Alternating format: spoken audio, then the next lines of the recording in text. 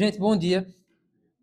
Hoje nós vamos continuar a nossa série de exposições sobre as disciplinas espirituais, né? A gente tem aprendido sobre a importância, e não só a importância, sobre alguns aspectos práticos das disciplinas espirituais, sobre como que o que as escrituras falam sobre as disciplinas espirituais, né? Na primeira exposição a gente viu sobre o jejum e na segunda a gente viu sobre palavra e oração. Hoje Hoje vai ser um pouquinho diferente, porque a gente vai falar sobre uma disciplina espiritual que talvez não seja tão lembrada quando a gente vai falar sobre disciplinas espirituais, né? A gente vai falar sobre adoração e contemplação. E faz total sentido que elas se encontrem juntas aqui, a gente vai perceber isso, né? Porque ambos fazem parte essencial da experiência evangélica, da experiência cristã, sabe? A experiência do evangelho são etapas obrigatórias da vida do crente, sabe? Da experiência do crente. E a gente pode encontrar isso em diversos textos ao longo das Escrituras, mas hoje a gente vai se deter ao texto de Isaías, capítulo 6. A gente vai ler do versículo 1 até o 8º. Então pode abrir aí sua Bíblia, Isaías capítulo 6, a partir do versículo 5, e a gente vai ler até o 8º. Esse é um texto bem famoso, né? O texto da experiência de Isaías, onde ele teve a visão ali do templo, onde ele viu a glória de Deus. Vamos à leitura, ouça com atenção e com fé a palavra do Senhor. No ano em que o rei Uzias morreu, eu vi o Senhor. Ele estava sentado em um trono alto, e a borda de seu manto enchia o templo. Acima dele havia serafins, cada um com 6 asas. Com 2 asas cobriam o rosto, com 2 cobriam os pés, e com 2 voavam. Diziam em alta voz uns aos outros: Santo, Santo, Santo é o Senhor dos exércitos. Toda a terra está cheia de sua glória. Suas vozes sacudiam o templo até os alicerces, e todo o edifício estava cheio de fumaça. Então eu disse: Estou perdido. É o meu fim, pois sou um homem de lábios impuros e vivo no meio de pessoas de lábios impuros. Meus olhos, porém, viram o Rei, o Senhor dos exércitos. Então um dos serafins voou em minha direção, trazendo uma brasa ardente que ele havia tirado do altar com uma tenaz. Tocou meus lábios com a brasa e disse: Veja, essa brasa tocou os seus lábios. Sua culpa foi removida, seus pecados foram perdoados. Então ouvi o Senhor perguntar: Quem enviarei como mensageiro a esse povo? Quem irá por nós? E eu respondi: Aqui estou, envia-me. Senhor, que a tua palavra seja aplicada aos nossos corações, que nós possamos entender que o Senhor falou através desse profeta e como que esse texto se aplica a nós hoje. É isso que nós pedimos, já te agradecemos, com fé no nome do teu filho. Amém. Queria fazer um desafio agora. Queria que vocês tentassem lembrar da última vez, a última porque fica mais fácil de lembrar, né? A última vez que vocês viram algo verdadeiramente belo, algo que algo que de fato seja uma obra-prima, sabe? Algo que tente lembrar dessa experiência de ter visto algo que, sei lá, um projeto executado com perfeição, uma obra de arte feita de modo impecável, uma paisagem muito bonita, algo que você olhou e percebeu que ali não havia nem sombra de caos. Era só beleza, harmonia, ordem. Parecia que aquilo era exatamente o que deveria ser e exatamente como deveria ser. Como é que a gente reage quando a gente se depara com algo que é verdadeiramente belo? Eu não sei os irmãos, mas eu consigo diferenciar muito facilmente quando eu vejo algo interessante e quando eu vejo algo belo. Porque quando eu vejo algo interessante, a minha primeira reação é pegar o celular, tirar uma foto para mandar para alguém. Eu quero que as pessoas vejam aquilo. Quando eu vejo algo belo, alguma coisa que me dá aquela sensação de ordem, de clareza, de harmonia, parece que eu não consigo sacar o celular para tirar uma foto. Pelo menos eu não consigo fazer dessa a minha primeira reação. A minha primeira reação é parar. Eu olho. Parece que a verdadeira beleza ela exige contemplação. Não é uma decisão que a gente toma, ela exige ser contemplada. E aí depois de absorver a beleza, tem uma outra reação que costuma ser inevitável, elogiar. A gente olha e depois que a gente assimila aquilo, a gente fala: "Uau, espetacular". Mas isso revela que nós fomos criados para reconhecer ordem e beleza. E também para celebrar quando reconhecemos ordem e beleza, quando encontramos ordem e beleza. Mas aquilo que é verdadeiramente belo também confronta aquilo que não é belo, aquilo que é feio. Aquilo que é verdadeiramente bom confronta aquilo que não é bom. E aí pronto, eu falei pro Mike tomar o café daqui, que o café daqui é bom, ele não tomou, percebi. Mas quantos dos irmãos já tomaram o café daqui? E quantos dos irmãos que já tomaram o café daqui, quando vão para casa, tomam Santa Clara, torra hiper mega escura? Não levantaram a mão, mas eu sei que tomam. Quantos dos que tomam o Santa Clara, torra hiper mega escura percebem a diferença pro café daqui? É uma grande diferença, especial para quem toma do jeito certo, né? Que é sem açúcar.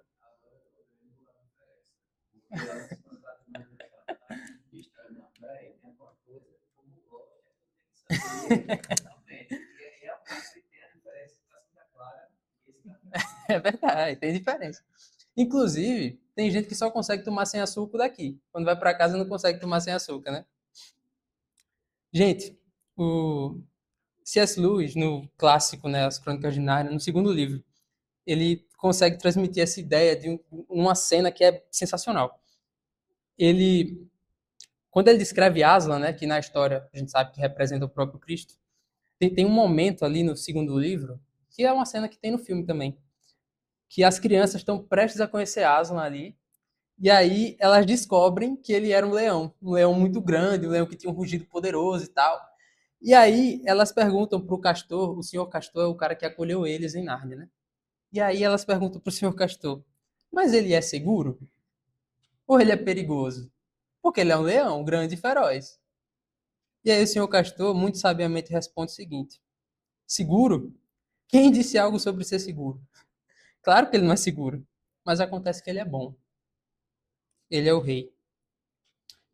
Assim como Aslan em Nárnia é verdadeiramente belo, a verdadeira beleza aqui também tem essa capacidade de expor aquilo que é desordem.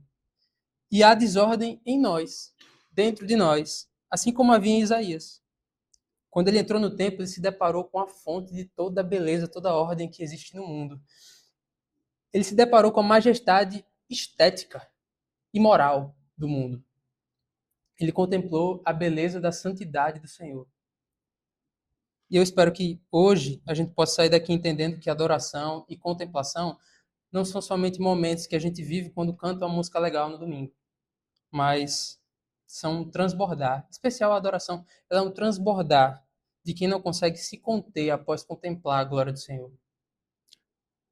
Mas o caminho entre contemplação e adoração não é um caminho muito reto, é um caminho muito mais complexo do que isso. Né? A gente contempla e adora, e ao adorar a gente contempla a beleza do Senhor, e isso, adorar e contemplar a beleza do Senhor, nos compele a adorar de novo. Então, a gente segue adorando e contemplando o Senhor até que Ele volte.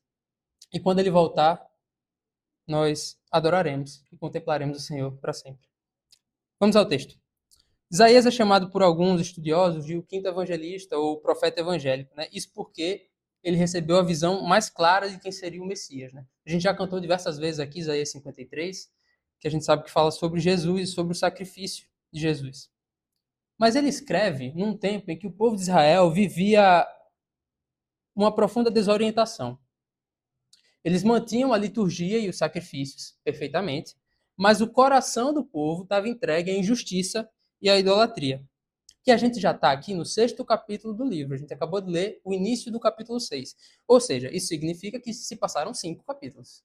E nesses 5, Isaías já trouxe 2 profecias de juízo, as 2 de juízo ao povo de Israel. E ao ler esses 5 capítulos, uma pergunta vem à nossa mente assim com muita força, que é a seguinte: como pode o povo de Israel, que é arrogante, é desafiador e é perverso, se tornar o povo através do qual Deus se apresentará às nações e através do qual as nações se arrependerão e seguirão o caminho do Senhor? E aqui, no início do capítulo 6, parece que Isaías se coloca como um modelo para responder essa pergunta. Como pode, afinal, um profeta de lábios impuros, que vive no meio de gente de lábios impuros, ser usado pelo Senhor? Parece que ele mostra o seu exemplo para que Israel entenda como que Deus pode transformar qualquer mal em bênção. Até a gente. Olhem para o versículo 1. O texto nos diz que esse encontro de Isaías com o Senhor aconteceu no ano em que o rei Uzias morreu. É como começa o versículo 1. E essa é uma informação importante que o texto nos traz. Às vezes a gente ignora essa informação. Essa informação é importante porque Uzias foi um bom rei. Lá em 2 Crônicas, capítulo 26, a gente vai ver como é que foi o reinado de Uzias. E o versículo 4 diz que ele fez o que era certo aos olhos do Senhor. Foi um reinado de 52 anos. E para quem já fez aí devocional diário e tal, em casa, lendo Crônicas ou lendo Reis, sabe que 52 anos é um reinado longo, tá? Sob o reinado de Uzias, Judá venceu batalhas, derrotou filisteus, construiu torres, cavou poços, promoveu a economia, né? Foi um momento de estabilidade. Foi uma era de ouro para o povo de Judá. Foram 52 anos de um bom reinado. Mas aí no versículo 16, lá do capítulo 26 de 2 Crônicas, a gente vai ver o seguinte: quando Uzias se tornou poderoso, também se encheu de orgulho, o que o levou à ruína. Ele se tornou forte, né? Um rei muito forte, mas ele acabou esquecendo de onde é que vinha essa força. E aí o seu fim se deu quando ele entrou no templo para queimar incenso no altar. E aí volta a dizer, quem faz devocional diário, ou quem está fazendo aí culto doméstico e está lendo o Antigo Testamento, sabe que essa função, pela lei, era uma função exclusiva dos sacerdotes. Reis não podiam fazer isso, queimar incenso no altar. E aí ele tentou atropelar a lei de Deus, né? E aí ele estava lá no templo discutindo com os sacerdotes acerca dessa situação. E aí uma lepra brotou na testa dele e ele viveu o resto dos dias dele isolado, impedido de entrar na casa do Senhor. E esse texto se passa no ano em que esse rei, que era um rei bom, mas que acabou caindo, morreu. Para o povo, esse rei, Uzias, foi um rei que trouxe paz, trouxe prosperidade, trouxe segurança para o povo. Então é claro que a morte dele trouxe insegurança. O rei, que o povo via como símbolo de força, morreu.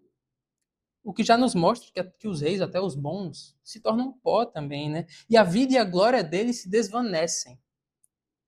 Mas é nesse contexto da morte de um rei em que Isaías se depara com o verdadeiro rei de Israel. O consolo de Judá deve ser que o rei, eterno e imortal, ainda está no trono e reinará para sempre. A vida desse rei e a glória desse rei são eternas. A de Uzias não. Ainda que Uzias, que seja um bom rei, que era um bom rei, morra sem poder pisar na casa de Deus, esse Deus, o dono da casa, segue assentado no trono. E esse texto que a gente acabou de ler não retrata somente a cena de um chamado profético, tá? É também um dos momentos em que a beleza eterna de Deus invade a feiura temporal humana, sabe? E mostra que, ainda que a terra trema, ainda que as coisas estejam inseguras, ainda que a terra esteja se partindo ao meio, o céu permanece em perfeita harmonia, porque o rei está no trono.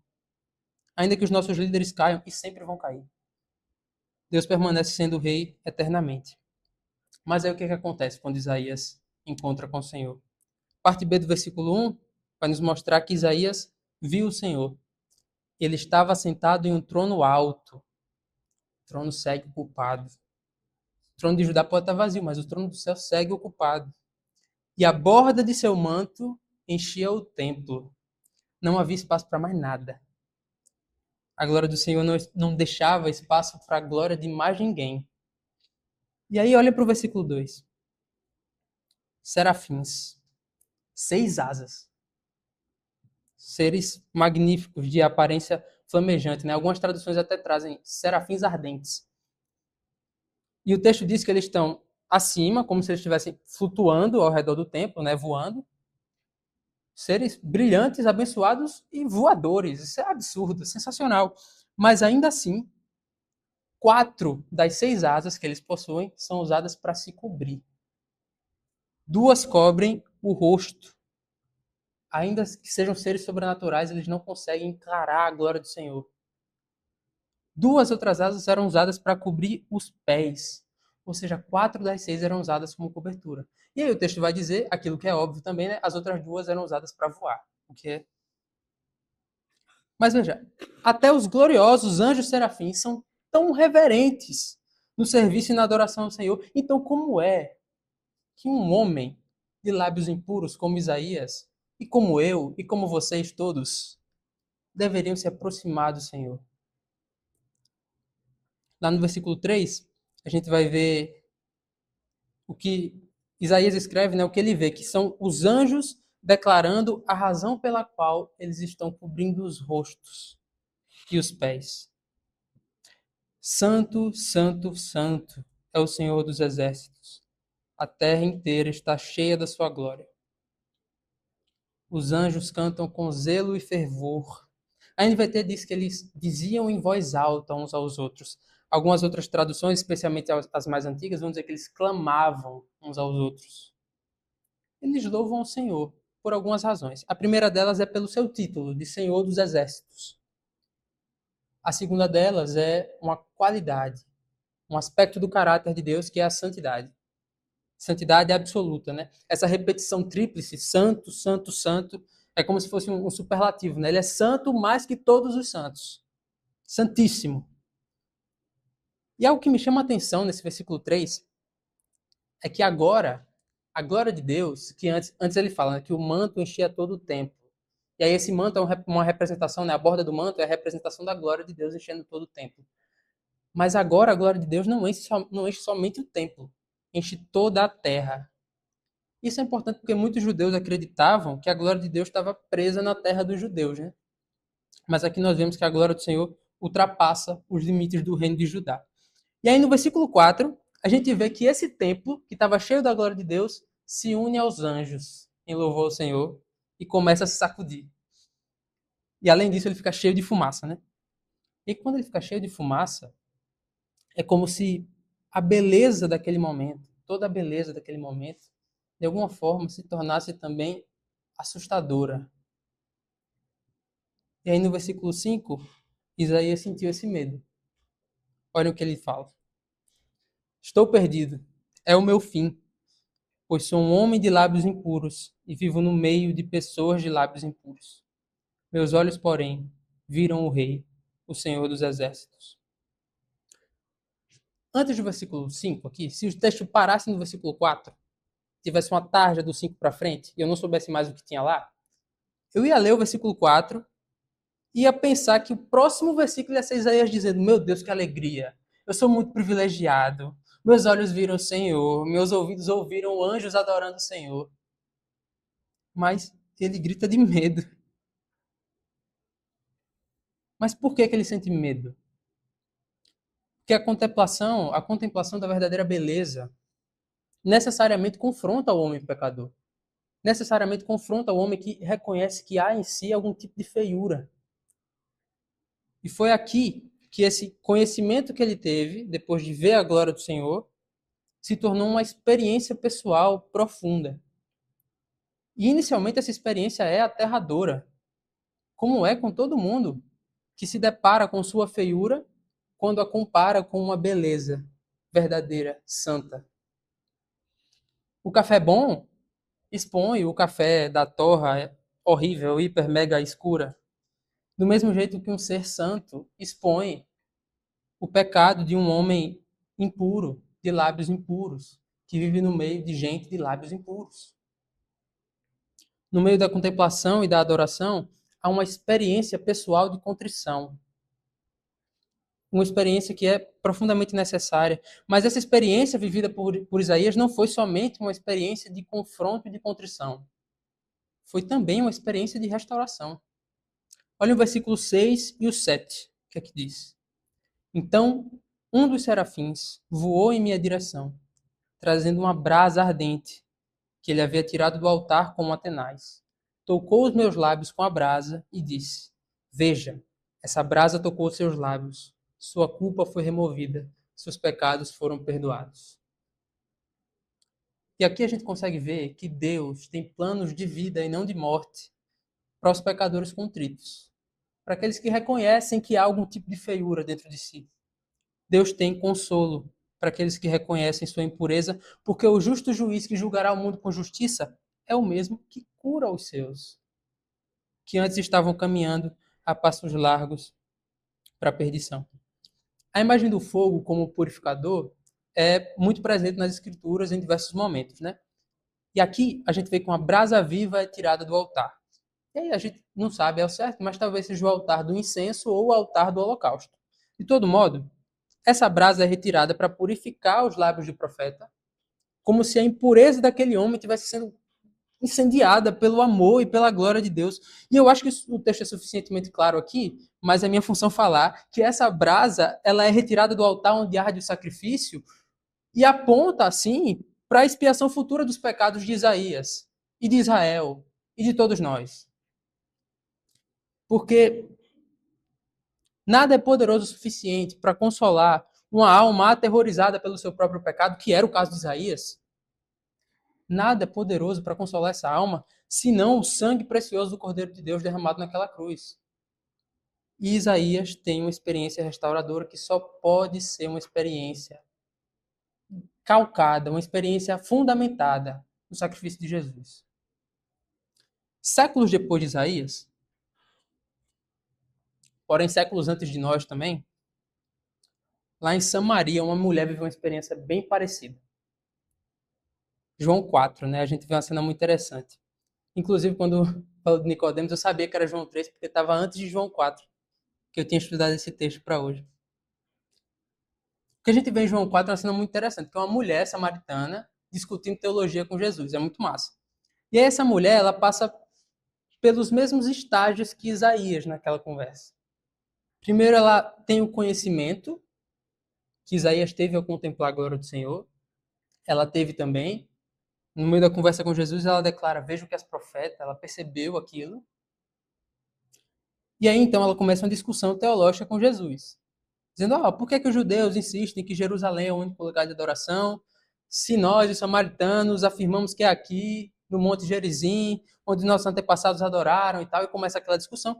Mas acontece que Jesus conduz essa mulher do estágio do conhecimento até um outro estágio, que é o estágio da experiência que Isaías viveu também. Ele já tinha oferecido a água da fonte da vida, mas ela não tinha entendido bem que a água era aquela. E aí a gente vê a seguinte cena.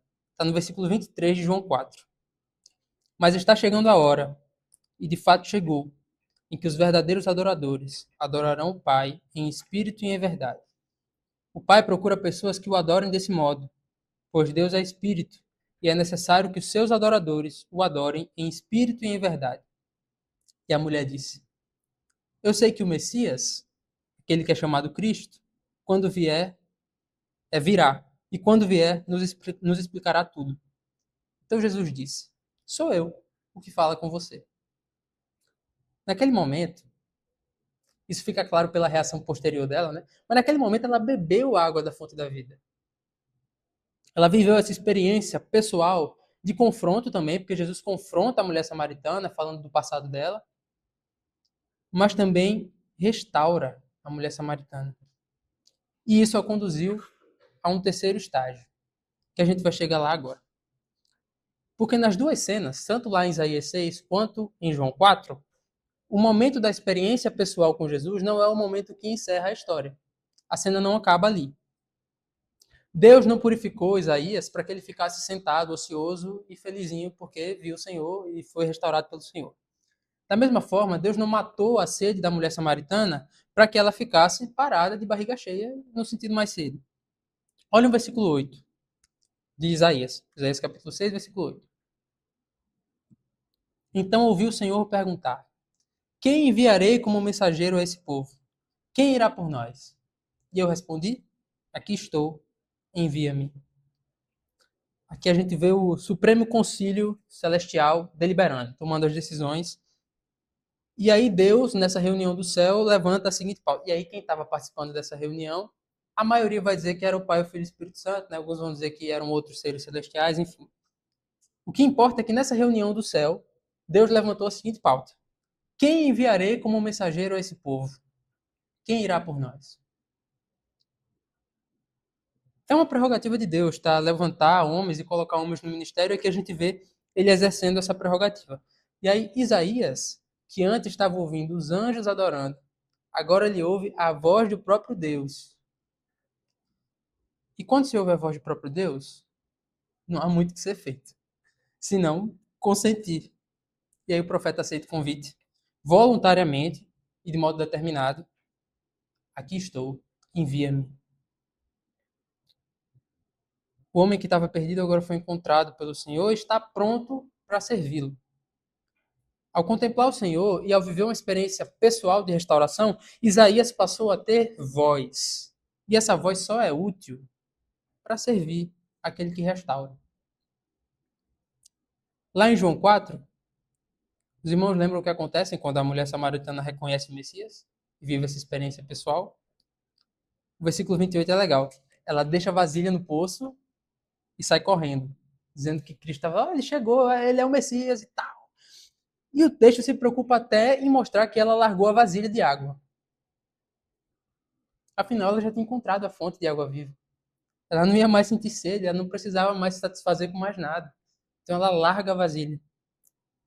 Esse terceiro estágio, após a experiência, né, que Isaías viveu, que a mulher samaritana viveu, e que diversos outros ao longo das escrituras e ao longo da história da igreja também viveram, é o que eu vou chamar aqui hoje de testemunho.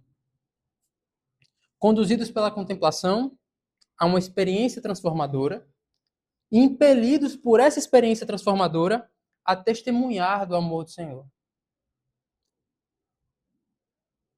Essa restauração que Deus opera em nós nos conduz inevitavelmente a testemunhar da bondade de Deus. Mas onde é que entra a adoração nessa história? A gente já falou muito sobre contemplação, e onde é que entra a adoração em toda essa história? Como eu disse, a adoração não é só o momento onde a gente vai cantar uma musiquinha legal. Não é o momento onde o Cris pega o violão e a gente vai começar a cantar aqui. A adoração está, na verdade, em cada estágio que a gente viu hoje. Está no estágio da contemplação, está no estágio da experiência, está no estágio do testemunho. Adorar é o transbordar de um coração que se demorou na contemplação da beleza do Senhor, mas é também o grito de quem reconheceu sua desordem e foi reordenado pela graça de Deus. E a adoração é também o sim que dizemos ao chamado de Deus na segunda-feira de manhã, mesmo após o final de um período de segurança, mesmo depois da morte de Uzias. A beleza do Senhor nos atrai, então nos restaura, e somente então nós podemos refletir essa mesma beleza ao mundo.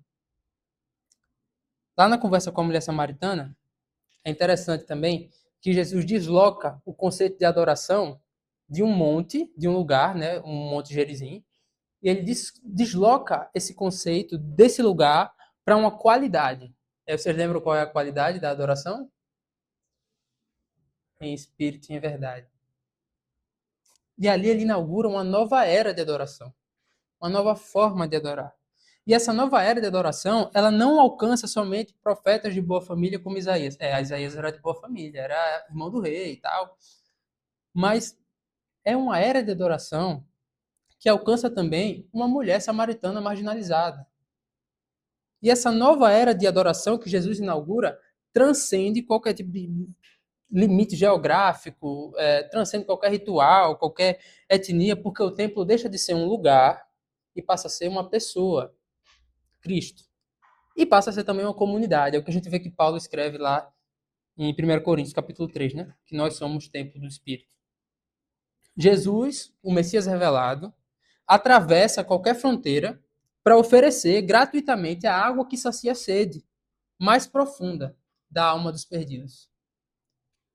E aí ele transforma quem bebe dessa água em testemunha e, consequentemente, em verdadeiros adoradores.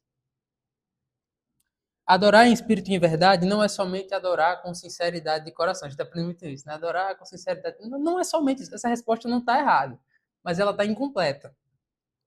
Porque adorar em espírito e em verdade é ser movido pelo Espírito Santo a contemplar o Senhor com o coração e com a mente, quem realmente Deus é, revelado plenamente em Jesus Cristo. Isso é adorar em espírito e em verdade.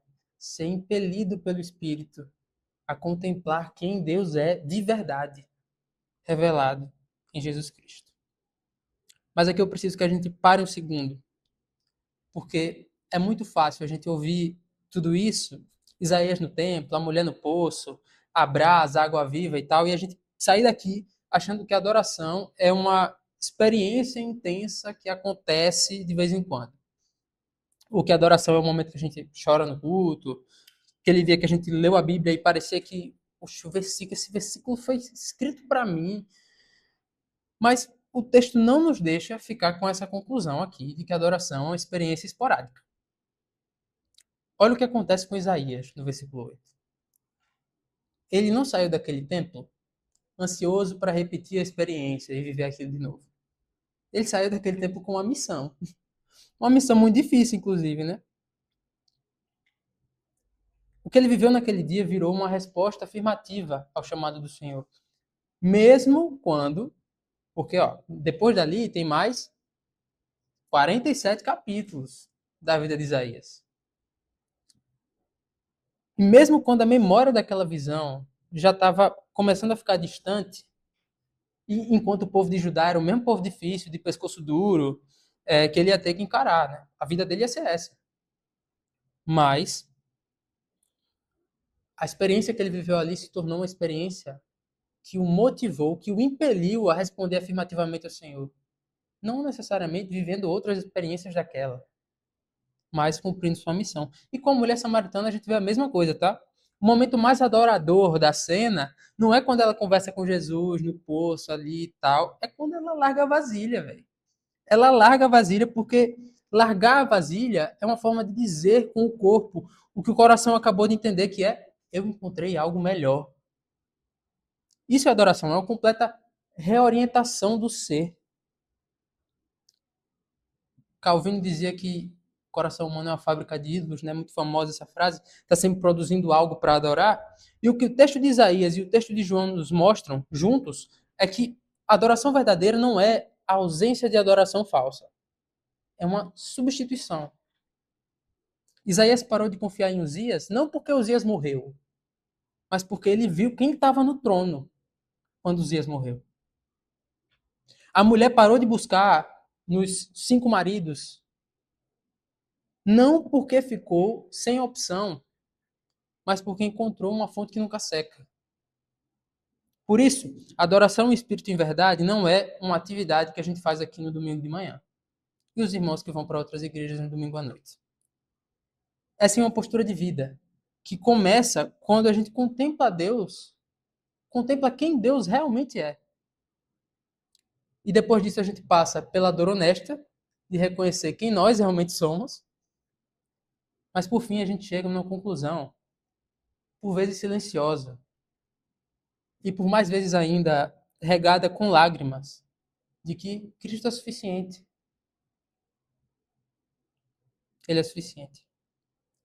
Queria trazer algumas aplicações desse texto para os irmãos. 3 aplicações, bem curtas. A primeira delas é contemple o Senhor. Simples, né? Contemplação não é uma experiência mística que está reservada para momentos extraordinários como o que Isaías viveu, não, tá? Contemplar o Senhor é uma disciplina. A gente está aqui estudando disciplinas espirituais. Contemplar o Senhor é uma disciplina, algo que se pratica, se cultiva, se escolhe fazer. Mesmo sem a gente ver fumaça, sem ver serafins. Eu nunca vi um, não sei os irmãos. Na prática, contemplar é intencionalmente se demorar na presença do Senhor. Não para pedir alguma coisa. Não que seja errado pedir coisa para Deus, tá, gente? Mas a contemplação não tem no seu cerne resolver um problema. A gente não contempla o Senhor para resolver problemas, mas para ver o Senhor, sabe? Leia um salmo devagarzinho, em voz alta. Sente com um único versículo. Demore naquele versículo, devocione aquele versículo. Olhe pela janela, considere que Deus fez as coisas que estão ali. E Deus fez você também. Antes de dormir, pare e fique em silêncio por uns 2 minutos, pensando em quem Deus é. O crente é um ser meio doido da cabeça.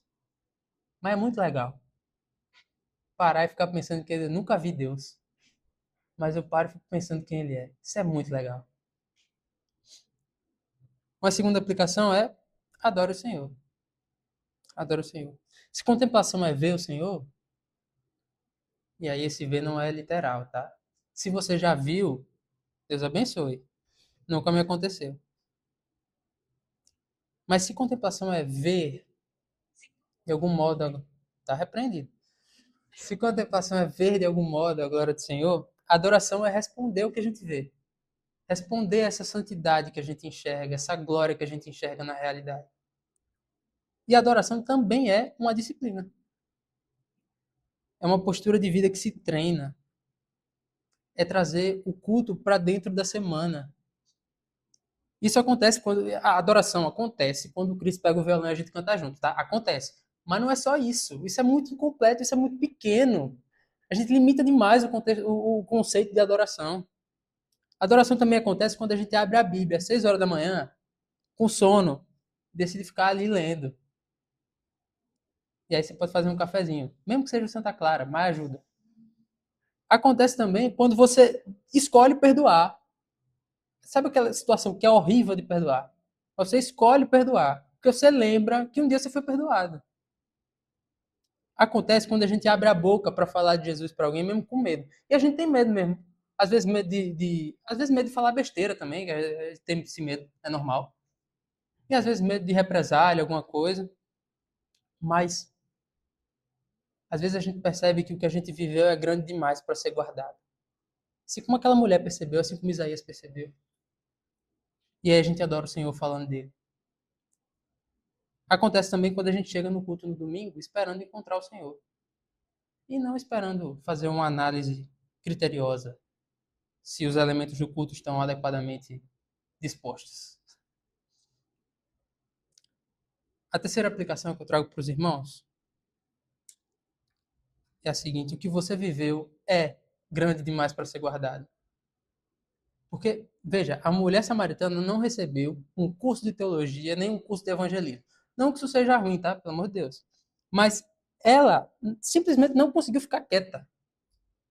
Ela largou a vasilha e saiu correndo.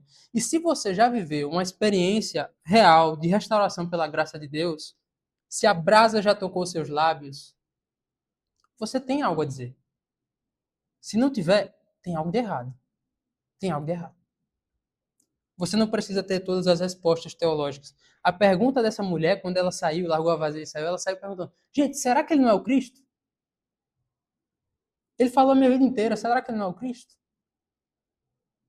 Testemunhar Cristo não é dar uma palestra, é uma característica de alguém que não consegue se conter. Que nós sejamos esses incontidos em partilhar o Evangelho.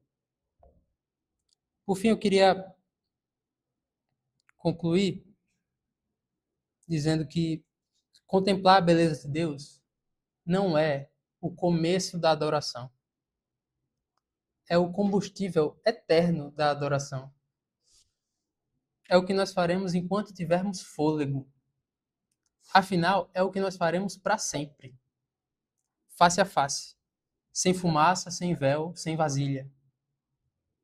O que Isaías viu no capítulo 6 foi só um vislumbrezinho. Um encontro genuíno, mas ainda parcial.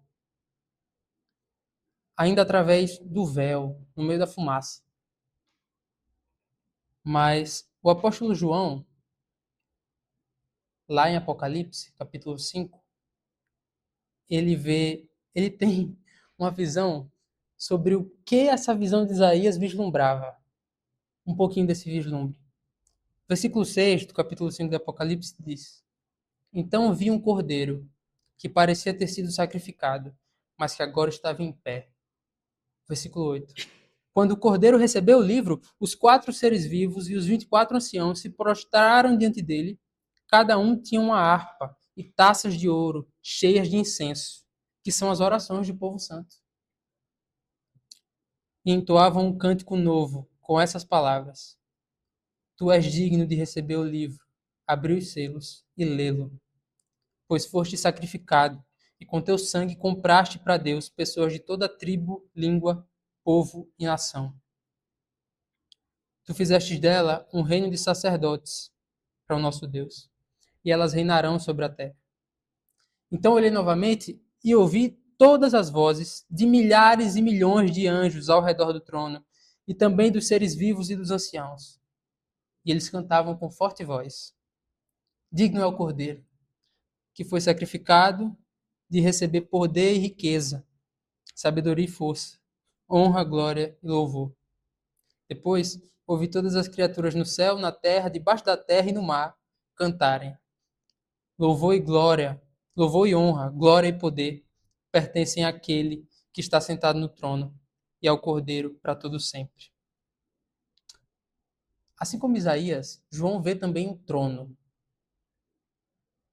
Ele vê os seres viventes, talvez ele tenha visto até os mesmos serafins que Isaías viu, só que agora, junto àquele trono, há um cordeiro que foi morto, mas que agora está de pé. E aí a brasa que purificou Isaías e a água que saciou a sede da mulher samaritana se encontram em uma pessoa, finalmente, Jesus Cristo, purificador dos nossos lábios, saciador das nossas almas. Santo, santo, santo, é Ele, é Ele. E em Apocalipse 5, veja que a contemplação não termina, não termina. E a adoração também não cessa. São disciplinas espirituais que a gente vai viver para sempre. Só que a gente vai viver essas disciplinas sem fadiga, sem distração, sem fumaça, sem vasilha vazia. Apenas milhões de vozes, de toda tribo, língua, povo e raça, proclamando em uma só voz: digno é o Cordeiro. Irmãos, todas as vezes que praticamos as disciplinas da adoração e da contemplação, nós estamos ensaiando para esse momento.